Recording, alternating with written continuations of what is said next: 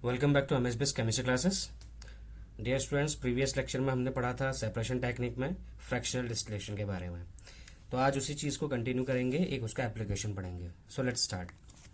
देखिए, एक्चुअली जो fractional distillation process होती है उसे दो सॉल्युबल लिक्विड्स के बीच में सेपरेशन के लिए इस्तेमाल में लाया जाता है, आप जानते हैं।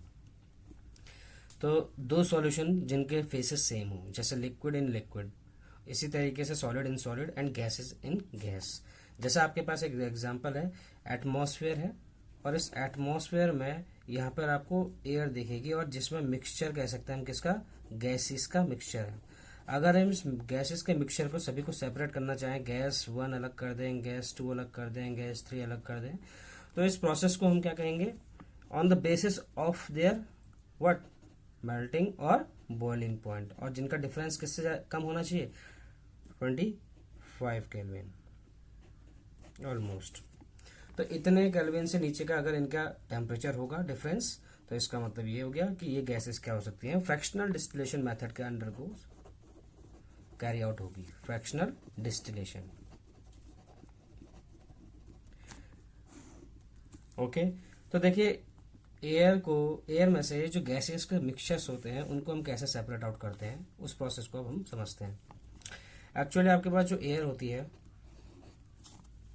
इस एयर को दो प्रोसेस के थ्रू कैरी आउट किया जाता है। एक तो इसका कंप्रेस्ड किया जाता है इस एयर को, और जब एयर को कंप्रेस किया जाएगा इसका मतलब प्रेशर ज़्यादा क्रिएट किया जाएगा, हम कह सकते हैं इसमें हाई प्रेशर। और दूसरी कंडीशन, पहला तो कंप्रेस हुआ, उसके बाद ये होगा कूलिंग, और जब ये कूलिंग होगा तो कूलिंग के लिए हमें टेम्परेचर घटाना पड़ेगा या बढ़ाना पड़ेगा, टेम्परेचर घटाना पड़ेगा, मीन्स लो टेम्परेचर। तो आपको समझ में आ गया, यहाँ पर जो कंडीशन लग रही है वो लग रही है आपकी हाई प्रेशर लो टेम्परेचर की कंडीशन, HPLT की कंडीशन लग रही है। ओके, तो जहाँ HPLT की कंडीशन लगेगी तो वहाँ पर क्या होगा, ये जो आपकी एयर होगी, जो गैसेस के पार्टिकल हैं, अब वो किस में कन्वर्ट हो जाएगा, लिक्विड एयर में कन्वर्ट हो जाएगा। अब इसका जो कन्वर्जन लिक्विड एयर में कन्वर्ट हो चुका है, तो अब हम क्या कर सकते हैं यहाँ पे, अब इसको हम वार्म कर सकते हैं। इस लिक्विड को जैसे ही वार्म करेंगे, ठीक है ना, किस में वार्म करेंगे हम, फ्रैक्शनल डिस्टिलेशन कॉलम में। तो फ्रैक्शनल डिस्टिलेशन कॉलम में जब इस लिक्विड एयर को हम वार्म करने की कोशिश करेंगे तो इस वजह से जो गैसेस के टाइप्स होंगे वो सभी के सभी अलग हो जाएंगे। गैस 1 अलग हो जाएगी, गैस 2, गैस 3 अलग हो जाएगी, on the basis of their difference in boiling points. Okay, तो इसी को हम क्या कहते हैं, फ्रैक्शनल डिस्टिलेशन। और इसका एप्लीकेशन हम क्या कर सकते हैं, डिफरेंट गैसेस को एयर से सेपरेट आउट कर सकते हैं। एक्चुअली इसका इंडस्ट्रियल एप्लीकेशन जो होता है उसको आपको समझना है। आपको एक डायग्राम यहाँ पे दिख रहा है, ये डायग्राम जो है आपका इंडस्ट्रियल सेटअप है, और किस चीज़ के लिए है, आपको सेपरेशन करना है। 3 गैसेस का सेपरेशन यहाँ पे हो रहा है अलग अलग। यहाँ पर आपका ऑक्सीजन गैस को सेपरेट किया जा रहा है, आर्गन को सेपरेट किया जा रहा है, और नाइट्रोजन को सेपरेट किया जा रहा है। तो सेपरेशन कैसे होगा, इसका पहले एक इंडस्ट्रियल सेटअप देख लेते हैं हम, किस तरीके से इसमें इंस्ट्रूमेंट्स अरेंज किए जाते हैं। आपका जो सबसे पहले इंस्ट्रूमेंट होता है इसे हम कहते हैं फिल्टर। ओके, ये फिल्टर होता है, और उसके बाद ये जो चैम्बर दिखता है इसे, इसमें हम एयर डालते हैं, लेकिन अंडर प्रेशर एयर को इसमें इंसर्ट किया जाता है। अंडर प्रेशर क्या होती है, इसमें एयर होती है। ओके, इसके अलावा जब प्रेशर यहाँ अंडर प्रेशर, अगर यहाँ पे एयर अंडर प्रेशर होगी तो एयर जो होगी, गैस के पार्टिकल्स थोड़े से गर्म हो जाएंगे, मतलब एयर के पार्टिकल्स गर्म हो जाएंगे, तो अब एयर कैसी हो जाएगी, हॉट। तो हॉट एयर होने लगी, यहाँ से ट्रेवल करेगी, और हॉट एयर जैसे यहाँ पर आएगी तो ये आपका जो होता है, यहाँ से आप अंदर की तरफ को फ्रीजिंग कोल्ड वाटर डालने की कोशिश करेंगे, फ्रीजिंग कोल्ड वाटर। ये इनलेट हो गया, और यहाँ से वो आउट वाटर क्या हो जाएगा, आउट हो जाएगा, वाटर आउट। ओके, बीच में आपका इस तरीके से क्या होगा, एक चैम्बर होगा जो नीचे की ओर को जा रहा होगा। ओके, इस तरीके से, और इस चैम्बर के जो चैम्बर है इसमें फ्रीजिंग कोल्ड वाटर डाल के हुए, जब ये गैस के पार्टिकल हॉट एयर इससे पास होके गुजरेंगे, तो गुजरने के बाद जब ये वापस यहाँ को आएगा तो ये गैस जो होगी, जो हॉट एयर की गैस थी, जितने भी आपके एयर के पार्टिकल्स गर्म थे, तो वो यहाँ पर कूल डाउन होने के बाद, क्योंकि यहाँ से आप क्या कर रहे हैं, इस पूरे चैम्बर में कोल्ड वाटर आपने डाला हुआ है, जिस वजह से जितने भी आपके गैसेस के पार्टिकल होंगे वो क्या होने लगेंगे, कंडेंस होने लगेंगे, और जिस वजह से यहाँ पे आप जो आपके गैस के पार्टिकल्स मिलेंगे आपको, मीन्स एयर जो आपने अंदर डाली है अंडर प्रेशर, अब यहाँ पे आपको वो कूल डाउन होती हुई दिखेगी। तो ऐसा बोलोगे cold compressed air. Compressed air इसलिए कही गई है क्योंकि हमने अंडर प्रेशर डाली गई है। मीन्स गैसियस पार्टिकल्स जब दूर दूर होते हैं तो उसके बाद अगर उनके पार्टिकल्स के बीच की जो स्पेसेस होते हैं रिड्यूस कर दिया जाए तो वो कंप्रेस्ड हो जाएगी। और कूल डाउन इसलिए हुई क्योंकि इस चैम्बर में क्या था, फ्रीजिंग कोल्ड वाटर को आपने कंटिन्यूसली यहाँ से पास थ्रू किया था। अब आपके पास यहाँ पर जो मिल रहा है इसे हम कहेंगे सेपरेटर। क्या बोलेंगे? सेपरेटर। तो सेपरेटर के केस में जब ये गैस आएगी तो यहाँ से क्या होगा, CO2 जो होगा एज ड्राई आइस क्या हो जाएगा, बाहर निकल आएगा। CO2 ड्राई आइस के रूप में बाहर निकल जाएगा और गैस आगे को बढ़ेगी और उसके बाद आपको यहाँ पे लिक्विड एयर मिलेगी। क्या मिलेगी? Liquid air. एक्चुअली ये जो आपको दिख रहा है ये होता है आपका, ये जो जेट जैसा दिख रहा है इसे हम एक्सपेंशन जेट कहते हैं। एक्सपेंशन जेट में जो एयर यहाँ पहुंची होगी वो एयर जैसे ही इसमें जेट से पास आउट होगी तो बहुत स्पीड में एक जो गैस के पार्टिकल्स होंगे बहुत क्लोजली एक दूसरे से आएंगे और तेजी से लिक्विड के फॉर्म में कन्वर्ट होने लगेंगे। तो ये एयर जो होगी यहाँ पे लिक्विड एयर कहलाएगी, जिस वजह से एक्सपेंशन जेट से जो लिक्विड के पार्टिकल्स होंगे वो बाहर को निकलेंगे और उसमें से जो पार्टिकल्स कुछ होंगे वो सेपरेट आउट होना शुरू हो जाएंगे। यहाँ पर आपके दो गैसेस सेपरेट हो जाएंगे इस चैम्बर में। आपका जो पहला गैस होगा सेपरेट होने वाला वो नाइट्रोजन हो जाएगा, वो आउट हो जाएगा। इसी तरीके से जो दूसरा आपका गैस होगा वो होगा आपका आर्गन, वो भी सेपरेट आउट हो जाएगा। इसी तरीके से जो आपकी एक गैस होगी और हल्की वो क्या करेगी, आगे को जाएगी और उसको हम एक वाटर चैम्बर में लिक्विड ऑक्सीजन को क्या कर लेंगे, कैरी आउट कर लेंगे। इस एक्सपेरिमेंट को करने के बाद या फिर अगर हम इस तरीके से कभी भी इंडस्ट्रियल एप्लीकेशन में इसका इस्तेमाल करते हैं तो हम उनके बॉइलिंग पॉइंट के डिफरेंस के आधार पर या फिर उनका परसेंटेज एयर में कितना है वो हम निकाल सकते हैं, परसेंटेज इन एयर। तो बॉइलिंग पॉइंट जैसे आपके पास ऑक्सीजन हो गया, इसके अलावा आपके पास कौन सी गैस थी, आर्गन, और इसके अलावा आपके पास नाइट्रोजन। ये तीन गैस का आपने सेपरेट किया है। तो ऑक्सीजन का जो मेल्टिंग पॉइंट होता है that is about minus boiling point -183 degree Celsius में है सभी। इसका होता है -186 डिग्री सेल्सियस और नाइट्रोजन का होता है आपका -196 डिग्री सेल्सियस। तो परसेंटेज एयर में इनकी कितनी है, ऑक्सीजन की आप जानते हैं नियरली 21%, दैट इज 20.9%। और आर्गन सबसे कम पाया जाता है क्योंकि ये एक नोबल गैस है 0.9%। और इसी तरीके से नाइट्रोजन आप जानते हैं 78%, दैट इज अप्रोक्सीमेटली 78.1। और उनका जो बॉइलिंग पॉइंट है उनके परसेंटेज एटमॉस्फेयर में ये इस तरीके से कोरिलेट करते हैं।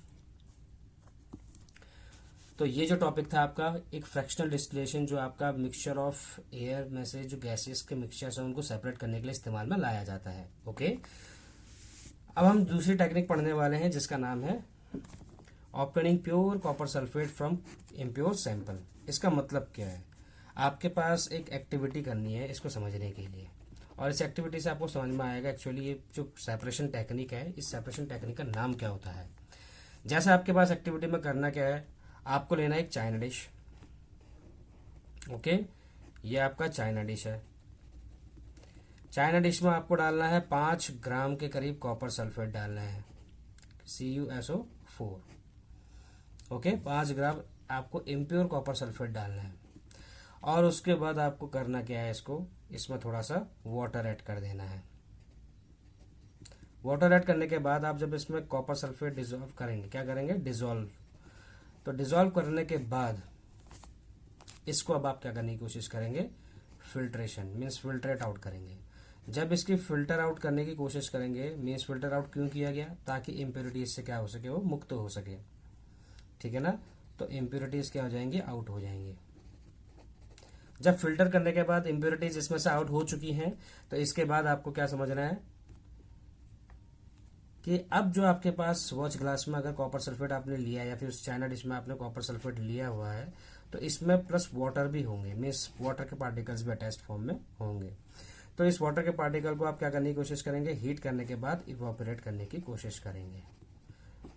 जब ये वाटर के पार्टिकल्स इवापोरेट हो जाएंगे कॉपर सल्फेट के सॉल्यूशन में से, तो उसके बाद क्या होने लगेगा, धीरे धीरे ये सैचुरेटेड की ओर को जाने लगेगा। क्योंकि कॉपर सल्फेट सॉल्यूशन में कॉपर सल्फेट और वाटर है, तो वाटर के पार्टिकल जैसे जैसे कम होते रहेंगे तो कॉपर सल्फेट के पार्टिकल्स की क्वांटिटी उसके कॉरस्पॉन्डिंग बढ़ती रहेगी, जिस वजह से ये एक कैसा सॉल्यूशन बन जाएगा, सैचुरेटेड।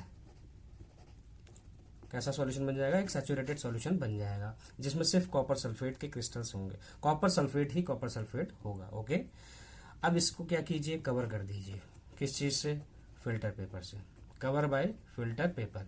और उसके बाद फिल्टर पेपर से कवर करने के बाद आप इसको ओवरनाइट स्टैंड कर दीजिए, और नेक्स्ट डे जब आप देखेंगे तो उस क्रिस्टल, उसमें आपको कॉपर सल्फेट के प्योर क्रिस्टल्स नजर आएंगे, प्योर कॉपर सल्फेट क्रिस्टल्स। अब आपको यहाँ पे जो दिख रहे हैं ये क्रिस्टल्स दिखेंगे आपको। इससे पहले आपने यहाँ पे इम्प्योर कॉपर सल्फेट का सॉल्ट लिया था, उसको सॉल्यूशन तैयार किया था वाटर में डिसॉल्व करने के बाद। आपने जब उसको फिल्ट्रेट आउट की इम्प्योरिटीज को, उसके बाद उसको ड्राई करने की कोशिश की तो कॉपर सल्फेट में से वाटर रिमूव हो गया, तो वो सैचुरेटेड सॉल्यूशन बन गया।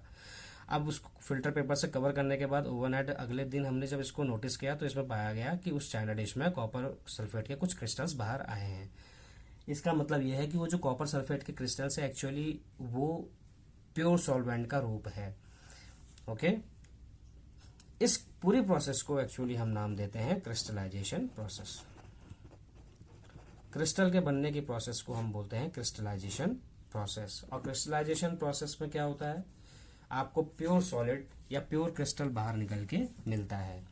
ओके, तो आप जानते हैं कॉपर सल्फेट का सॉल्यूशन जो आपने इम्प्योर लिया था, अब वो किस में कन्वर्ट हो चुका है, प्योर में कन्वर्ट हो चुका है। तो impure CuSO4 gets converted into pure copper sulfate crystals। तो इसको थोड़ा सा और डिटेल में समझते हैं किस तरीके से।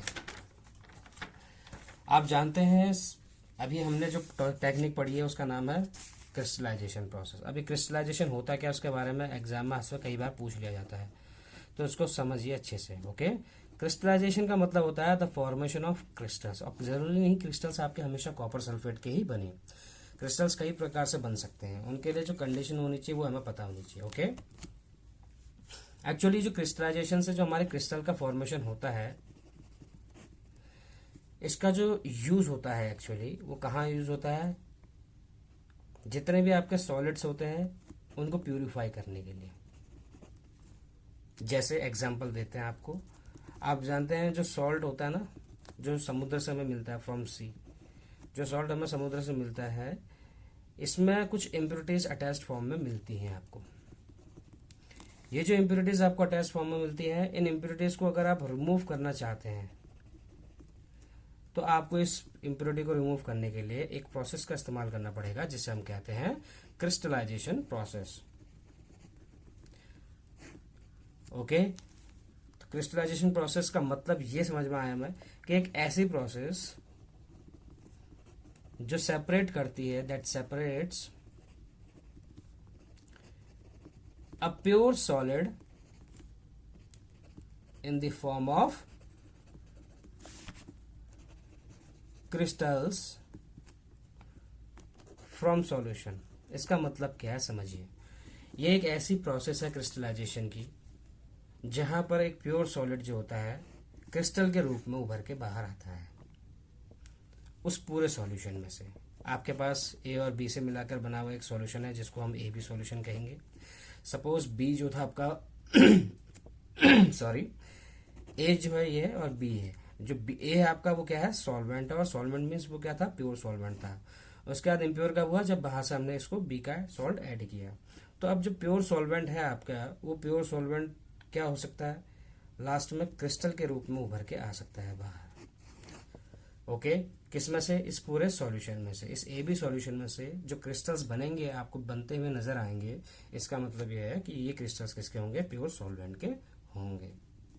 ओके, इसीलिए जो यहाँ पे एक ध्यान देने वाली बात क्या है, जो क्रिस्टलाइजेशन प्रोसेस होती है आपकी, ओके, ये बेटर प्रोसेस होती है, it is better than evaporation process. Okay, अब इसका जो एप्लीकेशन होता है उसको भी आप समझिए, कहाँ कहाँ इसका इस्तेमाल किया जाता है।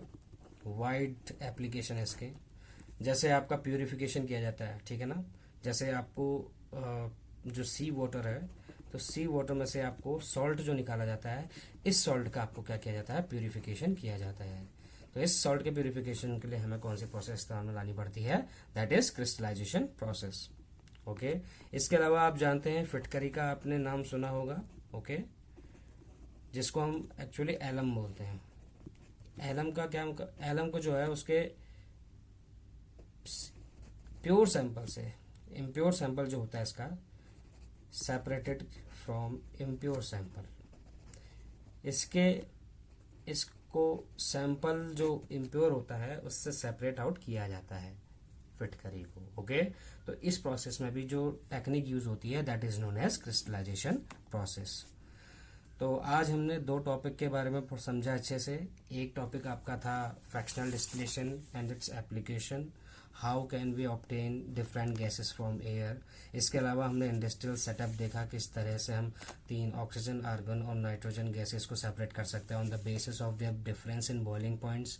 इसके अलावा आज हमने प्योर कॉपर सल्फेट का फॉर्मेशन किया in the form of crystals, और जिस प्रोसेस को हम क्या बोलते हैं, क्रिस्टलाइजेशन प्रोसेस। आज का टॉपिक आपको अगर समझ में आया हो तो आप कमेंट सेक्शन में कोई क्वेरीज हो तो उसको ज़रूर पूछिए। Till then keep doing work hard.